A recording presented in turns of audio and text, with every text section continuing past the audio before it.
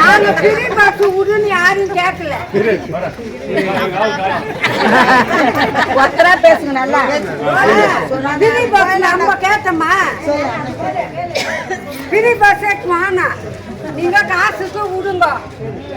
வேலைக்கு நாங்களாம் கொளுத்து வேலைக்கு போறோங்க. அவ்வளோ பாருங்க கொளுத்து வேலைக்கு போறோம். நாங்க பஸ்ஸே கிடையாது. காலை நேரத்தில் சாயங்காலம் வரும்போதெல்லாம் எங்களுக்கு யார் சோறு போட யாருக்கிறா? நாங்கள் கை ஓடிச்சாதான் எங்களுக்கு சாப்பாடு. எங்க அம்மா சண்டை போட்டுது சரியா? என்ன போட்டுது? நானா ஃப்ரீ பஸ் கேட்டேனா தரமா விடுறா வண்டிய, ஏன்னா எங்களை ஏமாத்துறீங்க?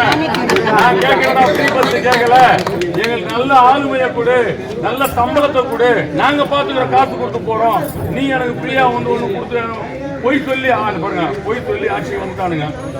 எத்தனை பேர் 1000 ரூபா வாங்குறோம் தெரியாதுன்னா 1000 ரூபா உங்களுடைய காசு வரி பணம், நம்மளுடைய வரி பணம் சரியாமா? 1500 ரூபா தராரு யாரு? மகளிர் தொகைக்கான 1000 ரூபாய் எடப்பாடியார் தராரு. முதியோர் பென்ஷன் தரணும். நம்ம மக்கள் நல்லா காது கொடுத்து கேட்டு நல்ல ஆட்சி, அம்மாவுடைய ஆட்சி, நல்ல ஆளுமை இருந்தது. அதெல்லாம் இன்னைக்கு இல்லாம இருக்கு. திருப்பி கிடைக்கட்டும்.